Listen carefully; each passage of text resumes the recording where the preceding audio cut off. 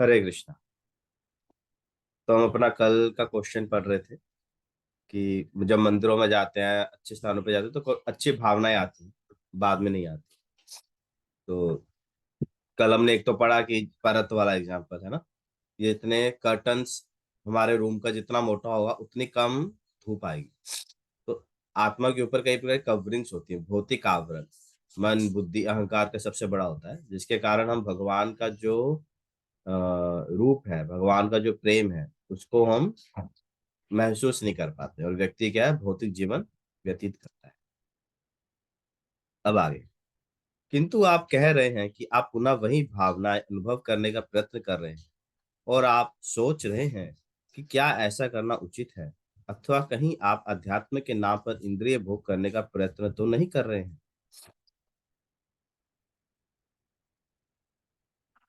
यह महत्वपूर्ण है कि हम चरम अनुभव के लती नहीं बने। हम हर समय उच्चतम भावनाओं के अनुभवों की आकांक्षा हमारे आध्यात्मिक जीवन के लिए अत्यंत खतरनाक है। यह भौतिक जीवन के लिए भी खतरनाक है। हम विवाह की उपमा दे सकते हैं। हम नव विवाहित दंपत्ति थोड़े काल के लिए एक अवधि से गुजरते हैं, जिसे हम हनीमून कहते हैं। किंतु हनीमून के बाद कोई हनीमून नहीं होता है। विवाह का अर्थ है कर्तव्य और पारस्परिक आदर भाव। और जब कोई विवाह में कर्तव्य परायण होता है, तब उसे अपने विवाह में सही अर्थों में अपने जीवन साथी के प्रति अधिक गहरा स्नेह सुलभ होता है। थोड़ा समझ नहीं आया मुझे भी।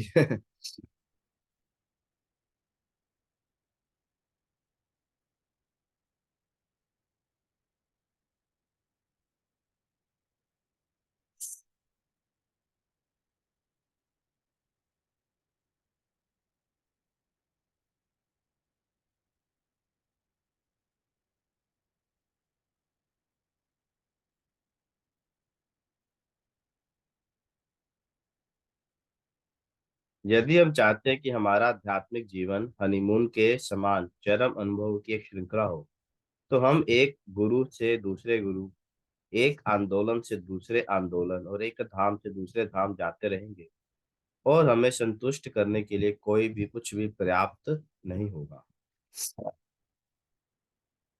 तो यहाँ पे थोड़ा सा इस बार एक गहरी बात बताई गई है, जो मुझे भी थोड़ा ऐसा लग रहा है कि हमको कैसे समझाऊं। क्योंकि ये जो बात है, ये थोड़ा आगे जाके व्यक्ति समझ पाता है। तो यहाँ बेसिकली क्या कह रहे हैं, यहाँ पर कह रहे हैं कि कभी कभी आध्यात्मिक जीवन में भी व्यक्ति क्या करता है, इंद्रिय ओके ने जो आप मंदिर आने हैं, या फिर आपका कोई प्रोग्राम चालने हैं, है ना, आपको अच्छा लगा, तो वो अच्छा लगन दी फीलिंग, है ना, जो आपको अच्छा लगता है, ਉਹਦੇ ਕਰਕੇ ਆਪਾਂ ਬਾਰ-ਬਾਰ ਆਨੇ ਆ, ਹੈ ਨਾ। ਇੱਕ ਵਾਰ ਆਏ, ਦੋ ਵਾਰ ਆਏ। ਤੁਹਾਨੂੰ ਯਾਦ ਹੋਵੇਗਾ ਕਿ ਜਦੋਂ ਆਪਾਂ ਧਰਮਸ਼ਾਲਾ 'ਚ ਪ੍ਰੋਗਰਾਮ ਸ਼ੁਰੂ ਕੀਤਾ ਸੀ ਜੂਨ ਦੇ ਵਿੱਚ, ਤਾਂ ਉਦੋਂ ਪਹਿਲੀ ਵਾਰ ਜਦੋਂ ਸ਼ੁਰੂ ਕੀਤਾ ਸੀ, ਅਰਾਊਂਡ 100 ਦੇ ਕਰੀਬ ਲੋਕ ਆਏ ਸੀ, ਹੈ ਨਾ। ਫਿਰ ਉਹ ਪ੍ਰੋਗਰਾਮ ਹਰ ਹਫਤੇ ਹੁੰਦਾ ਰਿਹਾ, ਰੈਗੂਲਰ ਹੁੰਦਾ ਰਿਹਾ, ਪਰ ਜਿਹੜੇ ਲੋਕਾਂ ਦੀ ਸੰਖਿਆ ਹੈ ਉਹ ਘਟਦੀ ਰਹੀ, ਹੈ ਨਾ। ਪਹਿਲਾਂ 100 ਤੋਂ ਵੱਧ ਲੋਕ ਆਉਂਦੇ ਸੀ, ਫਿਰ ਹੌਲੀ ਹੌਲੀ 80 ਕੁ ਰਹਿ ਗਏ, ਫਿਰ ਹੋਰ ਘਟ ਗਏ, 60 ਰਹਿ ਗਏ। ਹੁਣ ਹੌਲੀ ਹੌਲੀ ਕਰਕੇ ਅੱਜ ਸਿਰਫ 30 ਦੇ ਅਰਾਊਂਡ ਹੀ ਲੋਕ ਆਉਂਦੇ ਆ, ਬਟ ਆਈ ਥਿੰਕ ਉਸ ਤੋਂ ਵੀ ਘੱਟ ਆਉਂਦੇ ਹੋਣੇ, ਹੈ ਨਾ। ਬਸ ਜਦੋਂ ਫੈਸਟੀਵਲ ਹੁੰਦੇ ਆ, ਜਾਂ ਫਿਰ ਕੋਈ ਵੱਡਾ ਕੰਮ ਕਾਰਜਕ੍ਰਮ ਹੁੰਦਾ, ਉਦੋਂ ਲੋਕੀ ਗੈਦਰਿੰਗ ਵੱਧ ਜਾਂਦੇ, ਬਟ ਇਨ ਰੈਗੂਲਰ जो रूटीन प्रोग्राम्स है ਉਹਦੇ ਵਿੱਚ संख्या घट गई। उसी तरह सबके साथ होता है, हर जगह ऐसे ही होता है। ऐसा क्यों होता है? जब हमने फर्स्ट टाइम शुरू किया था, कितना जब बठिंडे अपने घर ही किता ਸੀ, ਉਹ शुरुआत ਸਾਨੂੰ याद है, पहली बार पहले दिन बहुत सारे लोग आए थे फर्स्ट टाइम, पर धीरे धीरे घट गए, सिर्फ दो चार लोग रह गए जो जुड़े रहे। हर कोई नहीं रहता।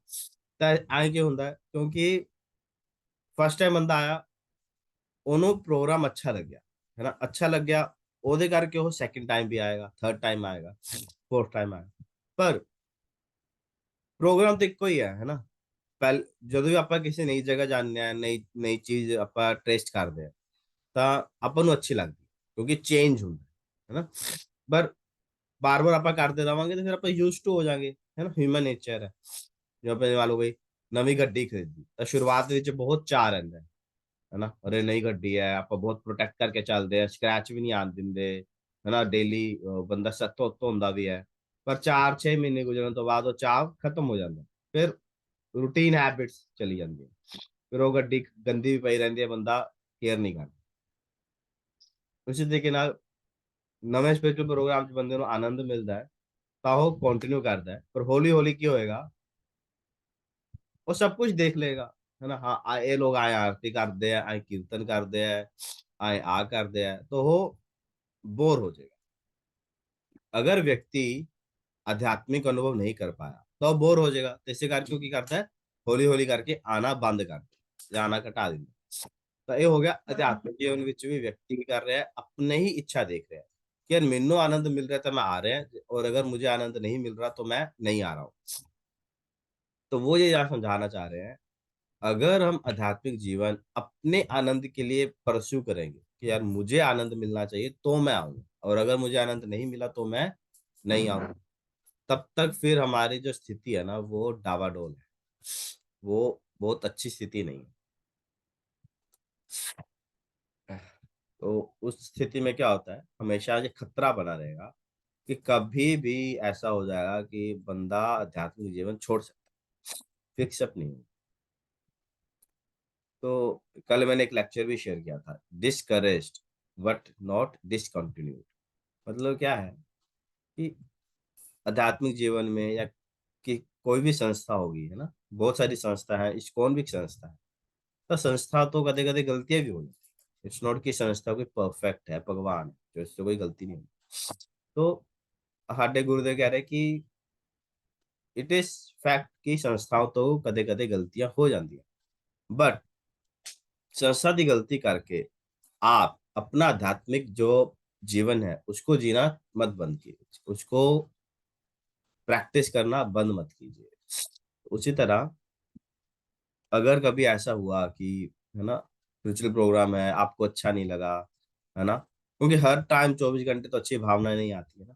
जैसे यहाँ पर शादी का एग्जांपल दे रहे हैं, ब्याह 'ਚ ਕੀ ਹੁੰਦਾ ਹੈ, ਜਦੋਂ ਨਵਾਂ ਜਿਹਾ ਵਿਆਹ ਹੁੰਦਾ ਨਾ ਬੜਾ ਚਾਅ ਹੁੰਦਾ ਹੈ ਨਾ, ਬੰਦਾ ਹਨੀਮੂਨ ਤੇ ਜਾਂਦਾ ਹੈ, ਘੁੰਮਦਾ ਹੈ, ਚਾਹ ਹਰ ਟਾਈਮ ਆਪਦੇ ਇੱਕ ਦੂਜੇ ਬਾਰੇ ਸੋਚਦੇ ਰਹਿੰਦੇ ਆ, ਦੁਨੀਆ ਦੀ ਸੁੱਧ ਰੁੱਤ ਘੱਟ ਹੁੰਦੀ ਹੈ।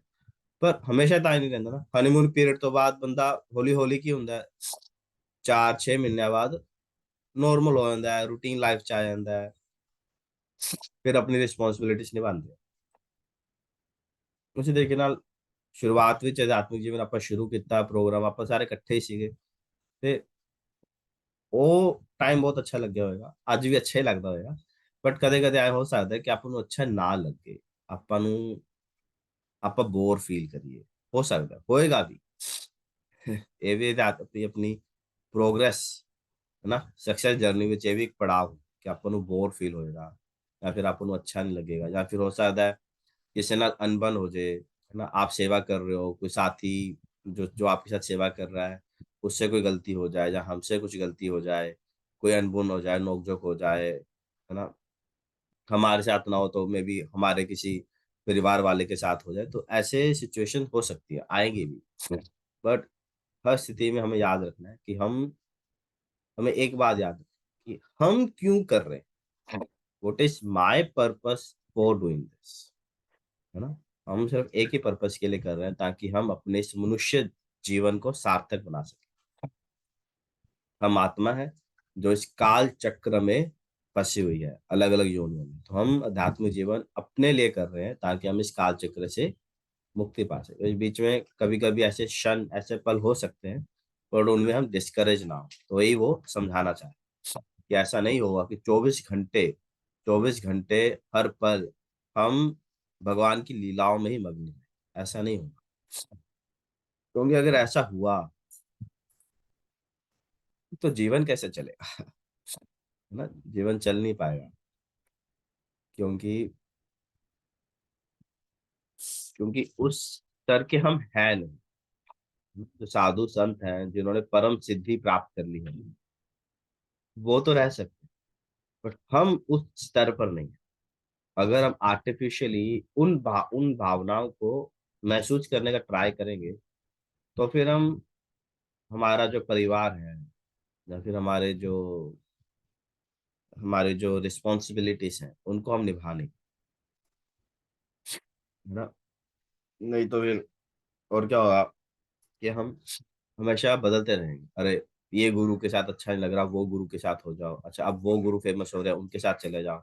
तो गुरु बदलते रहेंगे, जगह बदलते रहेंगे, आंदोलन बदलते रहेंगे, तो ये सब होता रहे, है ना। तो प्रैक्टिस, प्रैक्टिस डीपली, हमारी जो प्रैक्टिस है ना, जैसे जो पौधा होता है, उसकी जड़ें जितनी गहरी होंगी वो उतना मजबूत होगा। तो शुरुआत के दिनों में हमें अपनी जड़ें मजबूत करनी होती है। जड़ें मजबूत करने का अर्थ है हमारा सिद्धांत, हम पुस्तकें पढ़ें, सिद्धांत को समझें, फिलोसॉफी को समझें कि क्या मतलब है आध्यात्मिक जीवन, मैं हूँ कौन, मेरा संबंध क्या है भगवान से, मैं क्यों इस संसार में फंसा, इससे बाहर कैसे निकले, गोल क्या है, लक्ष्य क्या है, साधना क्या है, ब्रह्म क्या है। अपने आप को फिलोसॉफिकली स्ट्रोंग बनाए, ताकि कल को जब आंधी तूफान हमारे जीवन में आएंगे, तब हम विचलित नहीं। तो हमारी जो प्रैक्टिस है वो बहुत ही गहरी होनी चाहिए। गहरी भी होनी चाहिए, मतलब दोनों तरफ होनी चाहिए, हमारी रूट्स भी बढ़ने चाहिए और हमारी जो अप अपवर्ड ग्रोथ है वो भी होनी चाहिए। बाकी थोड़ा सा गहरा सिद्धांत, बट आई होप आपको जो मेन बात है वो समझ में आई हो, कि कभी भी हमें डिस्करेज नहीं होना, और ये आशा नहीं रखनी है कि हर टाइम हमें टॉप क्लास का अनुभव मिले, ये आशा नहीं रखनी। कभी कभी ऊपर नीचे भी होगा, बट जैसे बूंद बूंद से घड़ा बढ़ता है, step by step, step by step हमें आगे बढ़ते रहना है। ठीक है, आई होप आपको समझ। और आज क्या है, आज है 15 मार्च, फ्राइडे। पंकज कोट पढ़ो।